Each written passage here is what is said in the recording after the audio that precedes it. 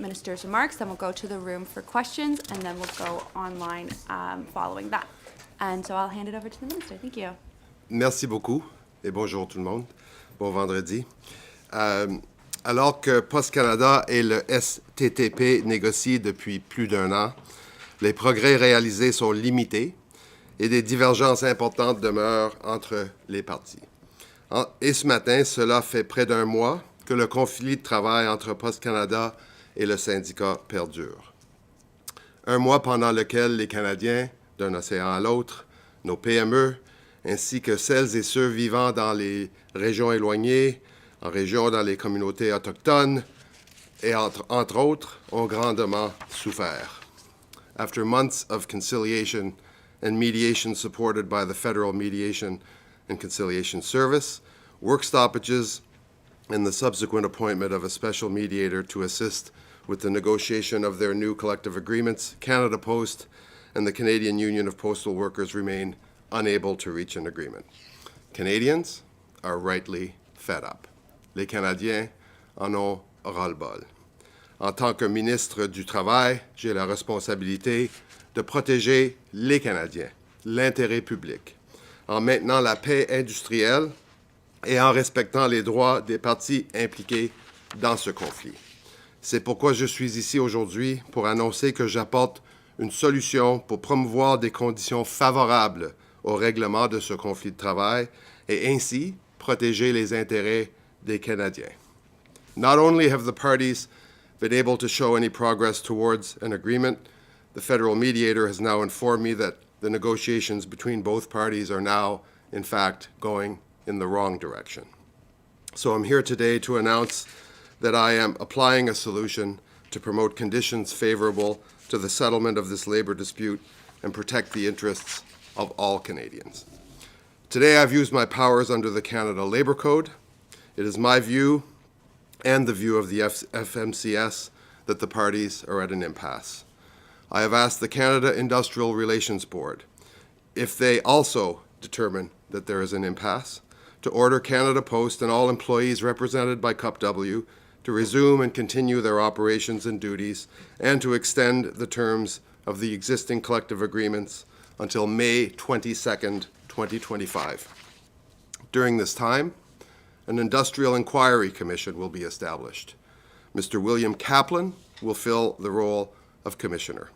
He is an experienced negotiator and has a clear understanding of Canada Post and its union.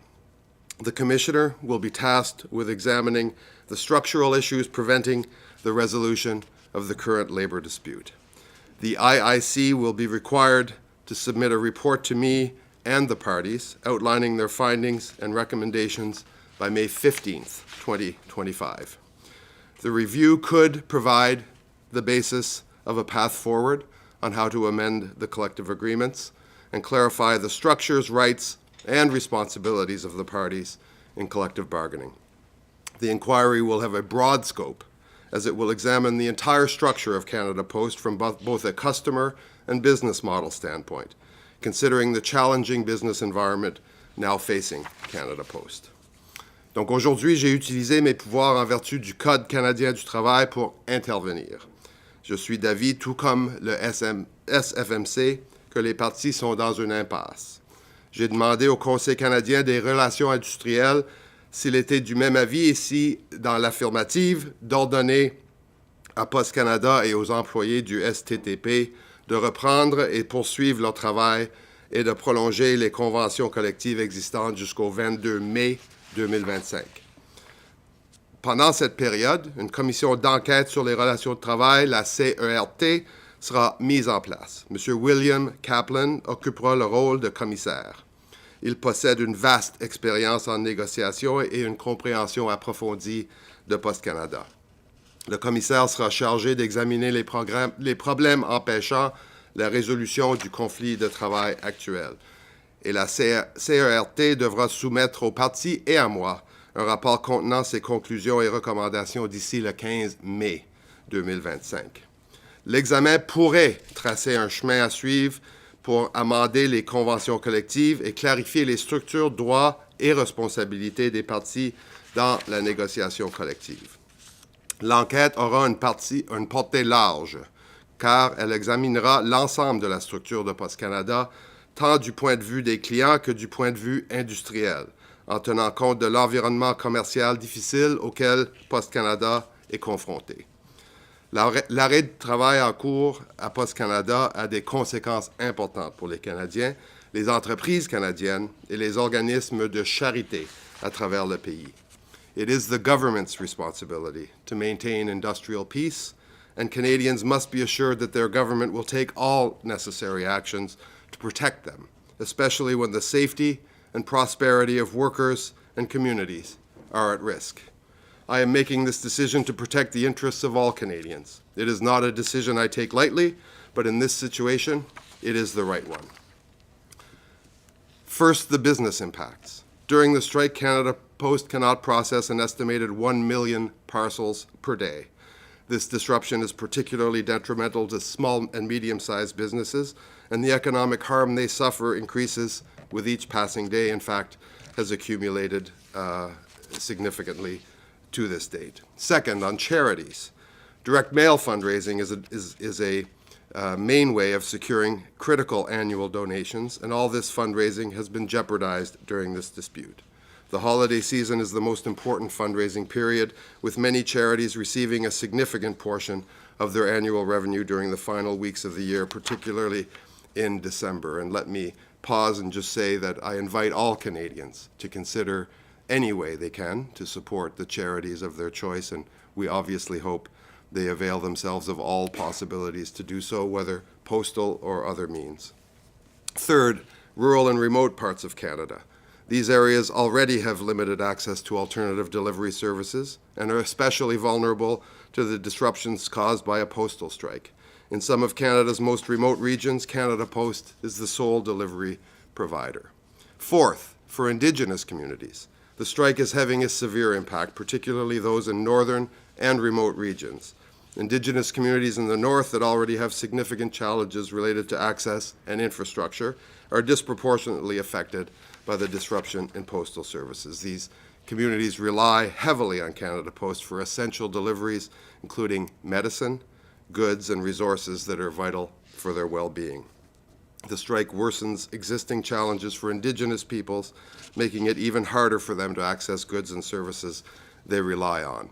It is the only reliable delivery service available for many communities, and the strike further isolates them from essential resources. The government's intervention is critical to make sure that Indigenous peoples are not left behind and they continue to receive the support they need during this difficult period.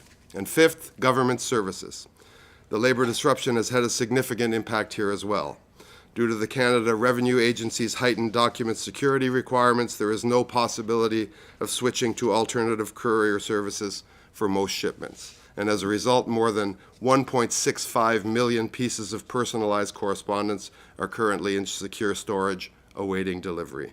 There are also approximately 190,000 passports at Passport Canada facilities waiting to be shipped. Plusieurs documents essentiels sont aussi retenus en otage durant cette grève. Au Québec, on l'a appris ce matin, et comme ailleurs au pays, il s'agit des documents tels que les cartes soleil, les permis de conduire, les plaques d'immatriculation. Immigration, Refugees, and Citizenship Canada reports significant backlogs in delivering other critical services, including 50,000 permanent resident cards that are yet to be mailed, disrupting the processing of temporary residence applications. The government is committed to collective bargaining. It's not easy, but we've seen time and time again that it produces the strongest, most enduring agreements to the benefit of workers and employers alike. Je tiens à réaffirmer que les accords négociés sont encore et seront toujours la meilleure façon d'avancer. Mais les deux parties doivent être présentes à la table des négociations et être prêtes à négocier. C'est dans cette optique que j'interviens aujourd'hui, pour permettre aux parties de disposer d'une base solide afin qu'elles puissent reprendre les négociations ultimement et parvenir à un accord commun dans les plus brefs délais, une fois que le commissaire aura publié son rapport en mai prochain. Negotiated agreements between the parties in a dispute are the best way forward, but both parties need to be at the table and be prepared to negotiate. It's with this in mind that I am intervening today. to make sure both parties have a solid foundation to resume negotiations and reach a mutual agreement as quickly as possible and once the Commissioner publishes his report in May of next year. Je vous remercie. Thank you, Minister. We'll start in the room for questions, and then we'll go online. If you are joining by Zoom, please use the raise hand function so that I know you want a question. We will start in the room with Valérie Gamache. Bonjour, Monsieur le Ministre. Il y a beaucoup de choses. Premièrement, pourriez-vous clarifier, donc le Conseil des relations de travail va se pencher sur votre demande.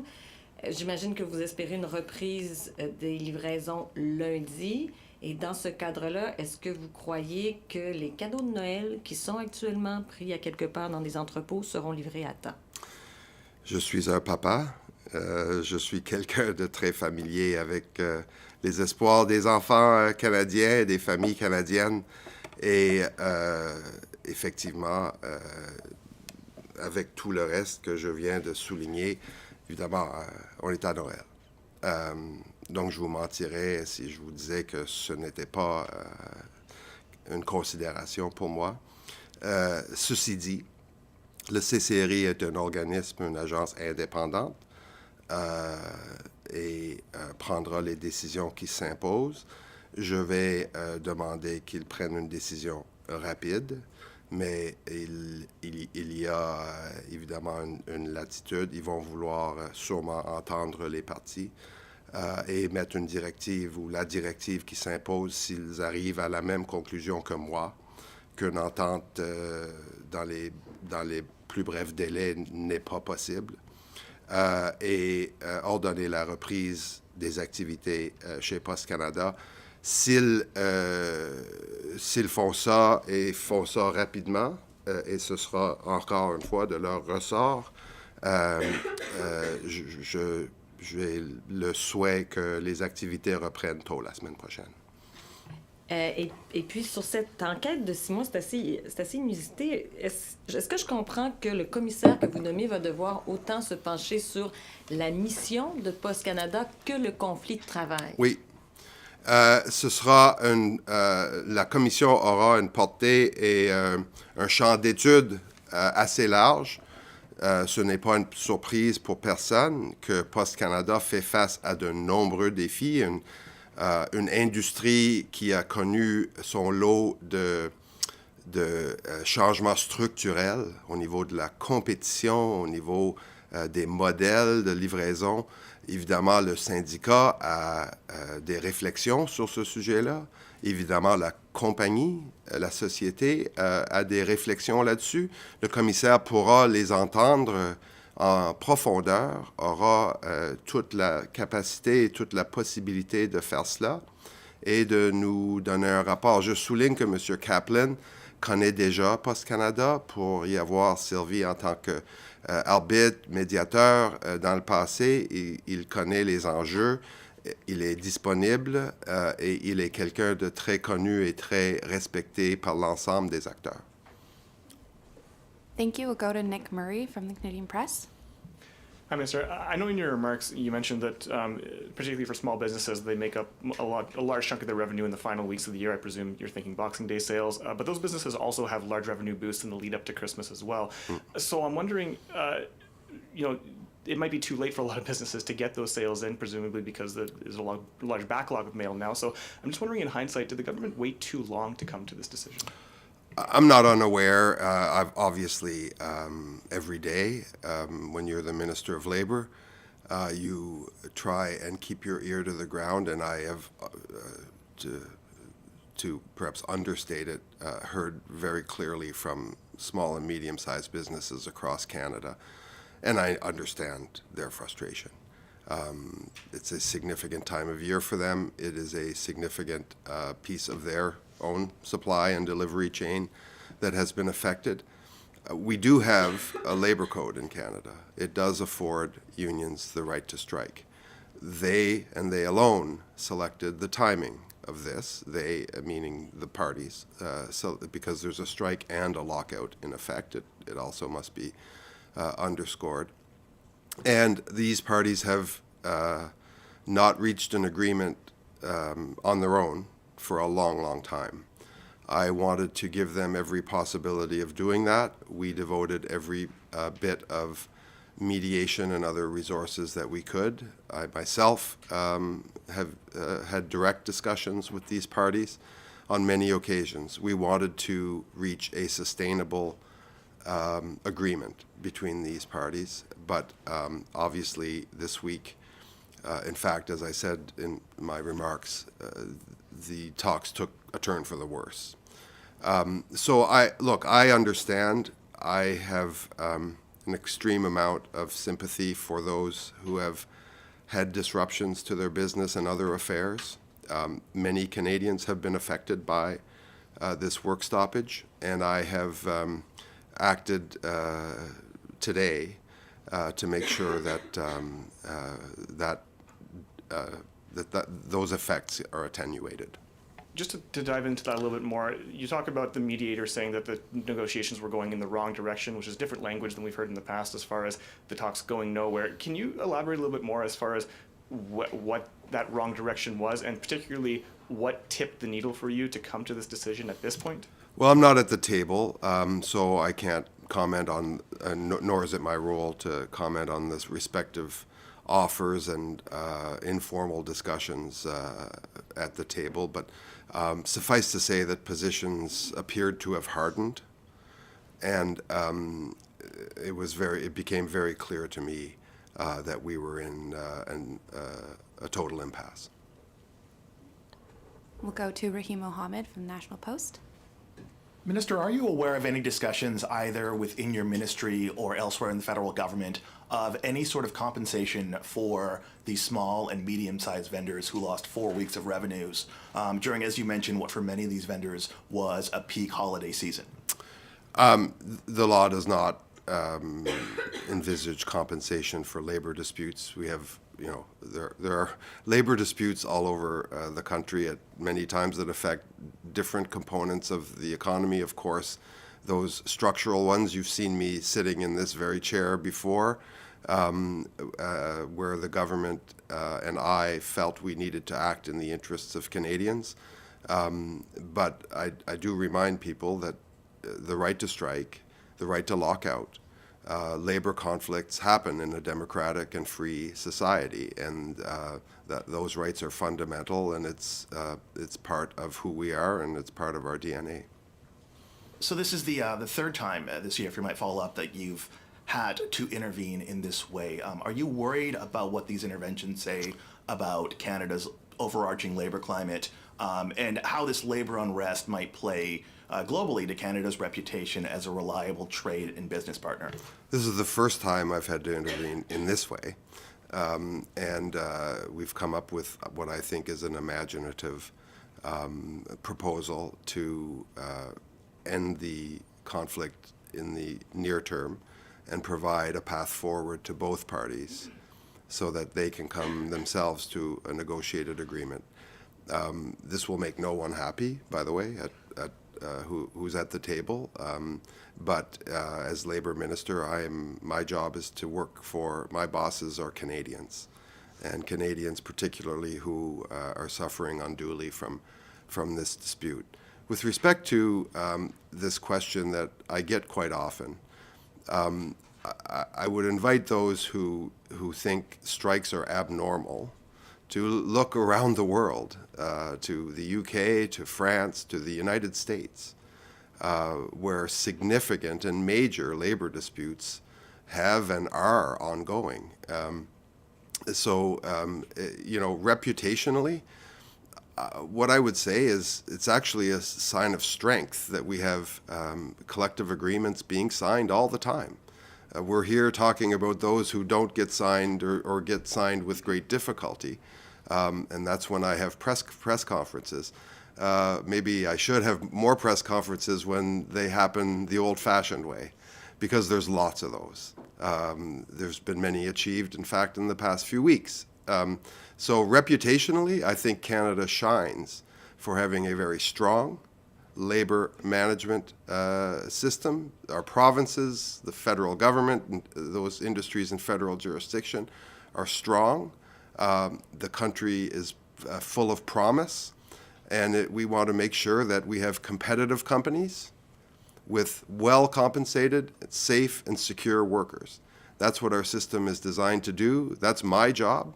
Make sure we have a great economy that supports the lives and the livelihoods of Canadian workers. And it's an inspiration to me that we have this system that, yes, sometimes requires an intervention like this one, but most of the time provides the best quality of life on the planet to Canadian workers. Thank you. We'll go to Marina from CBC. Hi there, Minister. You called this solution imaginative, and my understanding is this is not binding arbitration. So can you explain to Canadians what specifically the government is doing here and how it works? So we're calling a timeout. We're asking an outside, independent, experienced veteran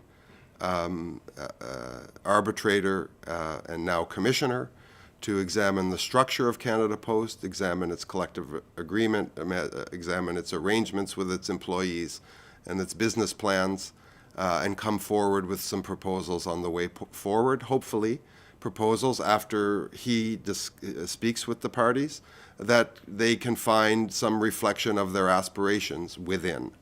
And so that's why it's imaginative. We don't do this every day, but for reasons of immediacy, we're acting now, and for reasons of sustainability for Canada Post and its employees, we've put this process in place.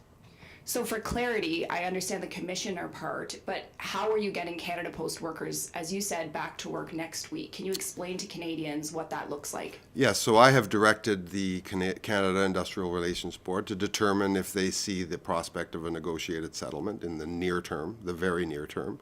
If not, if they reach the same conclusion that I have reached quite conclusively, then they shall emit a directive to resume activities at Canada Post and extend the collective agreements till May 22nd.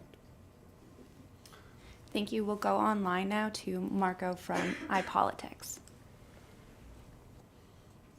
Hey, Minister. Thanks for taking our questions. I wanted to follow up on Marina's question. When it comes to the fact that this isn't ordering binding arbitration, why are you opting for what you've termed this creative solution as opposed to maybe stepping in and with something, a bit more decisive, like imposing binding arbitration? Well, thanks, Marco. As I answered earlier, it's been a long time since these parties reached an agreement on their own, and there are the profound structural issues that I think everyone is familiar with in that industry and specifically pertaining to Canada Post. So we want to give collective bargaining an opportunity to succeed, but it is clear to me that some more independent thought and examination is required in order to animate the discussions and to motivate the parties to reach an agreement. And just my follow-up. In terms, the last time a deal was made for Canada Post workers, if I'm not mistaken, it required using back-to-work legislation. It seems like a similar thing happened at the Port of Montreal. Do you think, is this kind of an indication with, you ordering the industrial inquiry that the issues at the table when it comes to Canada Post workers were really significant, and maybe, you didn't anticipate how big the challenge would be when these talks, when the strike first started, excuse me? Well, they're always significant, and Canada Post negotiations always seem to be difficult negotiations, and these parties have struggled to reach agreements on their own in the recent past for sure. So that's why we applied what we believe is an imaginative solution to trying to assist these parties to reach an agreement and to give them the time needed to perhaps reflect on and obviously advocate for, with this commission, the solutions that they have in mind. Thank you. We'll go to Laura Osmond from The Logic. Hey, Minister. Thanks for taking our questions. Do you have much optimism that things are going to change substantially in the spring, and these parties are going to be able to find common ground after this commission is able to put forward recommendations. It seems like the parties are so far apart that even with these recommendations, negotiated solution seems unlikely. I'm always optimistic, Laura. I believe in the reasonableness of parties and negotiations. I believe that the workers of Canada Post, who, it must be said, have hard jobs, whose work I deeply respect, and I think we all grow deeply affectionate for our letter carriers on an individual basis. They do hard work and sometimes trying circumstances. And Canada Post, I think, does a great job at doing what it does as well. So, I salute the management. They are a very effective. When Canada Post is up and running, of course, it's the pride of postal services around the world. Do I think it will be easy even on May 22nd? No, I do not. The issues are not going away. There are major structural changes in that industry that have to be accounted for. There are workers' aspirations within that industry that have to be accounted for. Those have proved to be interests that are tough to reconcile. So I'm looking to try and triage those issues, have them examined by a veteran and respected leader who will serve as the commissioner, and to propose to the parties a path forward. That's my hope. And as Labour Minister, when I don't see the prospect of an immediate settlement, and when I see the effects that it's having on Canadians, and specifically those that I described in my statement, it was time to step in.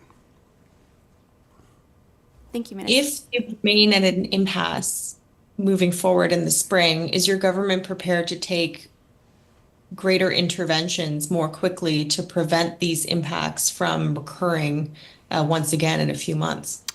We're going to follow the plan that I outlined. We're going to have a commission that is going to provide a report that I'm very much hoping will be the basis for a way forward for these parties. Thank you, Minister.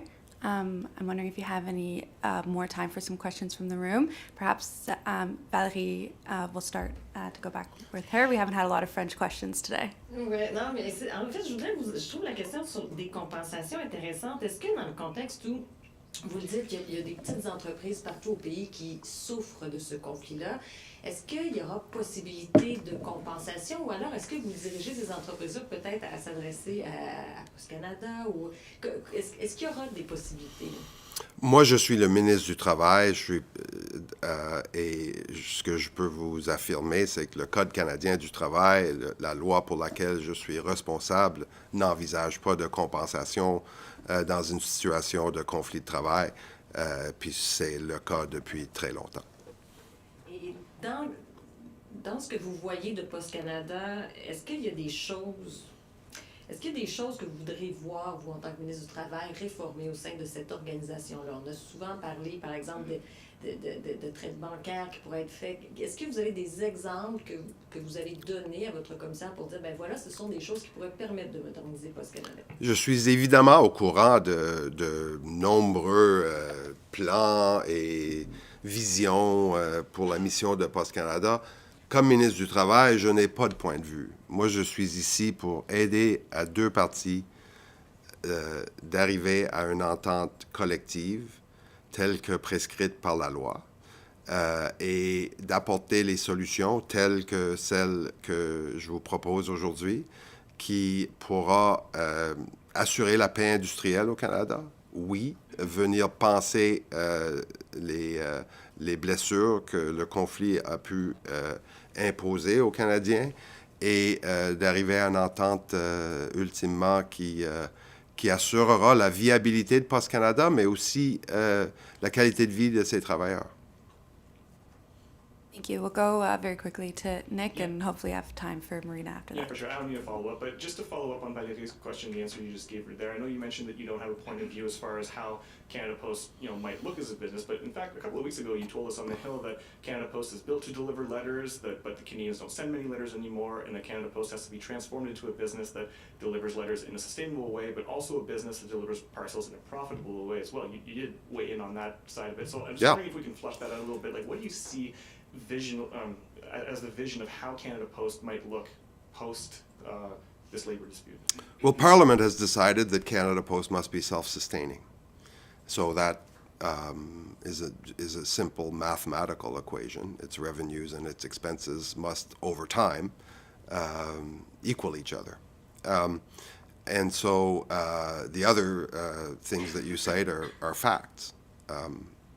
Letter volume has dropped considerably, and there is a parcel market that and particularly a parcel market that Canada Post is uniquely set up to serve, that serves many of the folks that I described, but it's highly competitive, and the structure of that market is one that requires some examination to see how Canada Post can find its way. So I don't think either of those things are particularly controversial affirmations. Perfect. We'll go quickly to Marina. I think you mentioned this in French, but what is the timeline for when Canada Post workers might be back delivering people's mails and parcels? So the board is an independent entity. It will reach its conclusions, I hope, quickly. And if it agrees with the observations that I've shared with you today, then would order a resumption of activities of Canada Post. That could happen as early next week. Just quickly, you talking about this commissioner. What kind of power will this commissioner's findings have? Will it have the ability to impact negotiations, collective bargaining? Like, what will this person be able to do, or what will a future person be able to do with this information? Well, all Canadians, they're the owners of Canada Post, and this commission, this Industrial Inquiry Commission, will, needless to say, take into account the visions and the expectations of Canadians with respect to their postal service as well. And everyone gets to weigh in on that. And governments can't be indifferent to that, Canada Post can't be indifferent to that, and CUPW cannot be indifferent to that. So again, this is an exercise meant to provide a well-respected and unbiased view of the activities of the corporation, and particularly the collective bargaining issues, and to provide us with some new inputs that hopefully lead to a deal. Thank you so much for taking our questions today, Minister, and that'll conclude the press conference. Merci beaucoup.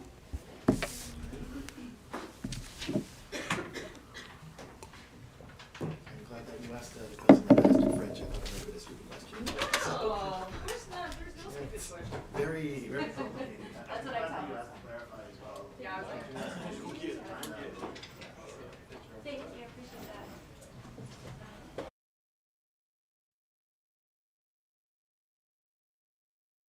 Record.